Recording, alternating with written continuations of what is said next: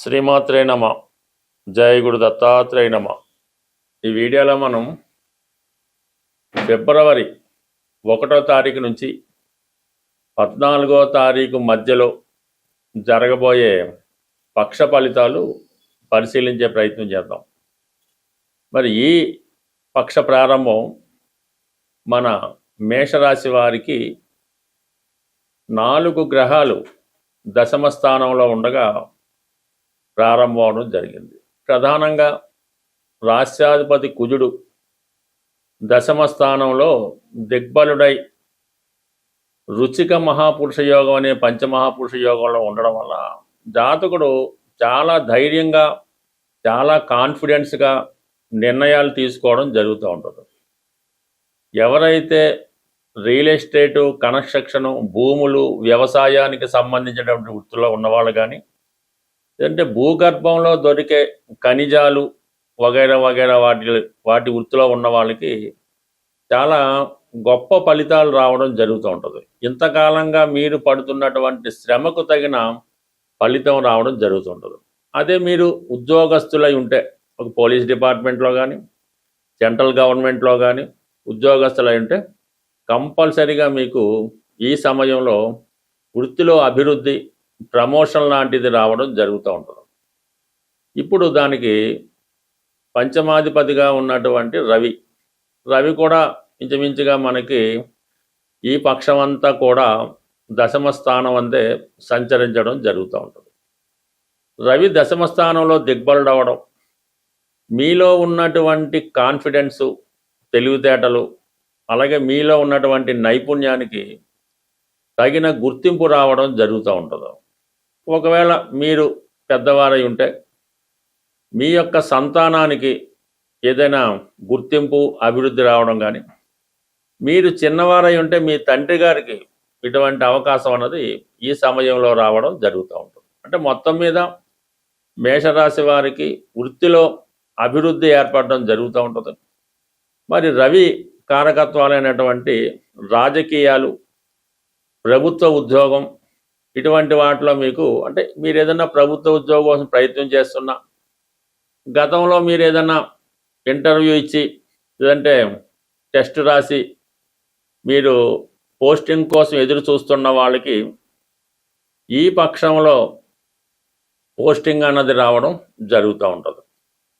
అలాగే రాజకీయ రంగంలో ఉన్న వాళ్ళకి చాలా విపరీతంగా మీ యొక్క పాపులారిటీ పెరుగుతూ ఉంటుంది. అనూహ్యంగా ప్రజల్లో గుర్తింపు రావడం జరుగుతూ ఉంటుంది. మీరు కూడా ప్రజలకు ఏదో సహకరించాలనే ఉద్దేశంతో చాలా బిజీగా గడుపుతుంటారు. ఏదో ఒక రాజకీయ పదవి రావడం జరుగుతూ ఉంటుంది. బట్ ఏదైనా ఈ సమయంలో జరిగినటువంటి ఎన్నికల్లో మీరేమైనా పాల్గొంటే టోటల్గా చాలా గొప్ప విజయం అన్నది ఈ సమయంలో మీకు రావడం జరుగుతూ ఉంటుంది. అయితే ఈ అవకాశం బాగున్నప్పుడు కూడా 12వ స్థానంలో శని సంచారం వల్ల ఎక్కువ ధనం ఖర్చు అవుతూ ఉంటుంది. అందులో కొంత మనీ కూడా వేస్ట్ అవుతుంటుంది. అయితే రాహు లాభంలో ఉండడం వల్ల అనూహ్యంగా మీకు ఒక వర్గం వారు మొత్తం సపోర్ట్ చేయడం వల్ల మీ యొక్క విజయ అవకాశాలు చాలా బలంగా రావడం జరుగుతూ ఉంటుంది. బట్ ఏదైనా మేషరాశి వారికి అటు వృత్తి వ్యవహారంలో కానీ, రాజకీయ రంగంలో కానీ, ఇప్పుడు ఉన్నటువంటి ఏదైనా ఒక ఎలక్షన్లో కానీ, పోటీలో కానీ, ఇంటర్వ్యూలో కానీ, ఈవెన్ క్రీడా రంగంలో ఉన్నా సరే మీకు అనూహ్యంగా మీరు పడిన శ్రమకు తగిన ప్రతిఫలం అన్నది 100% రావడం జరుగుతూ ఉంటుంది. ప్రధానంగా ఇదే పక్షంలో 3వ తారీఖున బుధుడు 11వ స్థానంలోకి రావడం జరుగుతుంటుంది. అంటే తృతీయ షష్టాధిపతిగా లాభస్థాన ప్రవేశంతో బుధుడు కొత్త వ్యాపార అవకాశాలు రావడం జరుగుతుంటుంది. మీతో కలిసి వ్యాపారం చేయాలని, మీతో కలిసి పార్ట్నర్షిప్గా వ్యవహారం చేయాలని కొంతమంది మీకు అవకాశాలు ఇవ్వడం జరుగుతుంటుంది. అలాగే మీరు కూడా మీ మిత్రులతో కలిసి ఏదైనా ఒక కొత్త ప్రాజెక్టు ప్రారంభించడం జరుగుతూ ఉంటుంది. ఫర్ ది సేమ్ టైం మీరు విదేశ సంస్థలతో కానీ, విదేశంలో ఉన్నటువంటి మిత్రులతో కానీ కలిసి పనిచేయడం జరుగుతుంటుంది.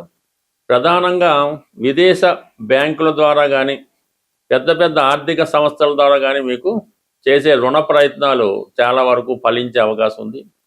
ఇది ప్రధానంగా బుధుడు విద్యార్థులకి విద్యయందు కొత్త అవకాశాలు రావడం జరుగుతుంటుంది.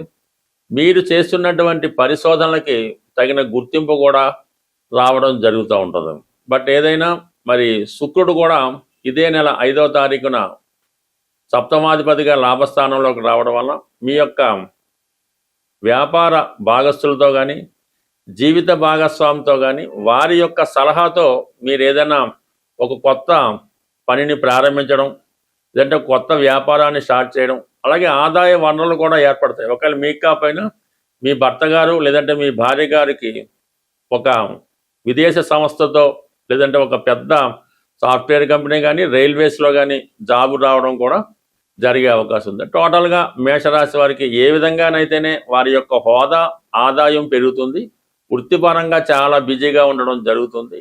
సాధారణంగా ఈ జ్యోతిష్యాన్ని జాతకాల్ని నమ్ముతున్న వాళ్ళు గ్రహాల్ని మీకు అనుకూలంగా మార్చుకోవాలనుకున్నప్పుడు ప్రతి నెల కొన్ని ముఖ్యమైనటువంటి దినాలు వస్తూ ఉంటాయి. ఆ రోజుల్లో మీరు విధి విధానంగా పాటించడం వల్ల గ్రహాలు మీకు అనుకూలంగా పనిచేయడం మొదలవుతూ ఉంటాయి. ఈ పక్షంలో ప్రధానంగా మనకి శని త్రయోదశి రాబోతుంది. 14వ తారీఖు ఫిబ్రవరి నెలలో శని త్రయోదశి రోజు కంపల్సరిగా మాకు ఏలినాటి శని ఉంది, అష్టమ శని, వీలు కాకుండా ప్రతి రాశివారు కూడా ఆ రోజు విధి విధానంగా శని భగవానుణ్ణి, నవగ్రహాల్లో శని భగవాన్ని అక్కడ ఉన్నటువంటి ఆచారం ప్రకారం అభిషేకమో అర్చనో ఏదో చేసుకోవడం, ఎక్కువగా శివాలయంలో ఉన్నటువంటి నవగ్రహాల్ని పూజించడం, తర్వాత శివుణ్ణి కూడా పూజించి అభిషేకం చేయించి ఆ రోజు వరకు నియమనిష్టలతో ఉండడం వల్ల మీకు ఈ శనిగ్రహ అనుగ్రహం తప్పక లభిస్తూ ఉంటుంది. అలాగే ఈ నెలలోనే మనకి ఈ 15వ తారీఖున మహాశివరాత్రి వస్తుంది. ఆ శివరాత్రి రోజు కూడా మీరు కంప్లీట్గా మీ ఆచార ప్రకారం, మీ గ్రామ ఆచార ప్రకారం జాగరణ అది ఉండి ఆ రోజు శివుణ్ణి దర్శించుకోవడం వల్ల, అంటే ఒక మహాశివరాత్రి రోజు మీరు శివుణ్ణి దర్శించుకుంటే మొత్తం సంవత్సరం అంతా ప్రతిరోజు శివుణ్ణి దర్శించుకుంటే ఎంత ఫలితం వస్తుందో ఒక్క మహాశివరాత్రి రోజు శివుని దర్శించుకుంటే అంత ఫలితం దక్కడం జరుగుతుంది. కాబట్టి కంప్లీట్గా ప్రతి ఒక్కరూ వయసుతో నిమిత్తం లేకుండా ఏదో ఒక దేవాలయంలో, కేవలం పంచారామాలు పెద్ద పెద్ద క్షేత్రాలే కాకుండా సాధారణంగా చిన్న టెంపుల్లో అయినా శివగ్రహం శివుడి యొక్క ఉంటే అక్కడ శివలింగానికి అర్చన చేసి మీరు దర్శనం చేసుకోవడం వల్ల ఆ ముక్తి లభించే అవకాశం ఉంది. చాలా అభివృద్ధి కూడా కలుగుతూ ఉంటుంది. ఇక ప్రధానంగా ఇంకా సంకటార చతుర్థి ఫిబ్రవరి 5వ తారీఖున ప్రధానంగా ఈ నెల మొదట్లోనే వస్తుంది. కాబట్టి ఆ రోజు విధి విధానంగా వినాయకుడిని అర్చించడం వల్ల, సంకటనాశన గణేశ స్తోత్ర పారాయణ వల్ల, ఏదైనా ఈ విధంగా వస్తున్నటువంటి ప్రతి నెలలో సంకటార చతుర్థి, మాస శివరాత్రి ఇవన్నీ చేసుకోవడం వల్ల కంప్లీట్గా మీకు గ్రహాలు మీకు అనుకూలంగా పనిచేస్తూ జరుగుతుంటాయి. అవి మీకు అనుకూలంగా మారి మీ అభివృద్ధికి కారణమవుతూ ఉంటాయి. స్వస్తి. సాధారణంగా ఈ జ్యోతిష్యాన్ని జాతకాల్ని నమ్ముతున్న వాళ్ళు గ్రహాల్ని మీకు అనుకూలంగా మార్చుకోవాలనుకున్నప్పుడు ప్రతి నెల కొన్ని ముఖ్యమైనటువంటి దినాలు వస్తూ ఉంటాయి. ఆ రోజుల్లో మీరు విధి విధానంగా పాటించడం వల్ల గ్రహాలు మీకు అనుకూలంగా పనిచేయడం మొదలవుతూ ఉంటాయి. ఈ పక్షంలో ప్రధానంగా మనకి శని త్రయోదశి రాబోతుంది. 14వ తారీఖు ఫిబ్రవరి నెలలో శని త్రయోదశి రోజు కంపల్సరిగా మాకు ఏలినాటి శని ఉంది, అష్టమ శని, వీలు కాకుండా ప్రతి రాశివారు కూడా ఆ రోజు విధి విధానంగా శని భగవానుణ్ణి, నవగ్రహాల్లో శని భగవాన్ని అక్కడ ఉన్నటువంటి ఆచారం ప్రకారం అభిషేకమో అర్చనో ఏదో చేసుకోవడం, ఎక్కువగా శివాలయంలో ఉన్నటువంటి నవగ్రహాల్ని పూజించడం, తర్వాత శివుణ్ణి కూడా పూజించి అభిషేకం చేయించి ఆ రోజు వరకు నియమనిష్టలతో ఉండడం వల్ల మీకు ఈ శనిగ్రహ అనుగ్రహం తప్పక లభిస్తూ ఉంటుంది. అలాగే ఈ నెలలోనే మనకి ఈ 15వ తారీఖున మహాశివరాత్రి వస్తుంది.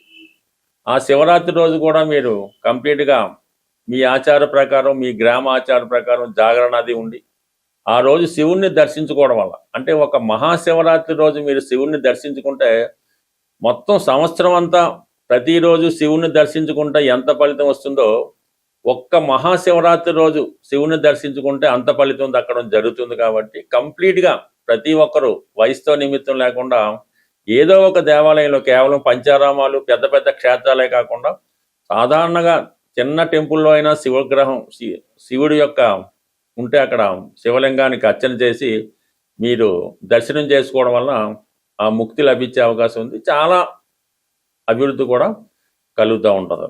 ఇక ప్రధానంగా ఇంకా సంకటహర చతుర్థి ఫిబ్రవరి 5వ తారీఖున ప్రధానంగా ఈ నెల మొదట్లోనే వస్తుంది. కాబట్టి ఆ రోజు విధి విధానంగా వినాయకుడిని అర్చించడం వల్ల, సంకటనాశన గణేష్ స్తోత్ర పారాయణ వల్ల ఏదైనా ఈ విధంగా వస్తున్నటువంటి ప్రతి నెలలో సంకటహర చతుర్థి, మాస శివరాత్రి ఇవన్నీ చేసుకోవడం వల్ల కంప్లీట్గా మీకు గ్రహాలు మీకు అనుకూలంగా పనిచేస్తూ జరుగుతుంటాయి. అవి మీకు అనుకూలంగా మారి మీ అభివృద్ధికి కారణమవుతూ ఉంటాయి. స్వస్తి.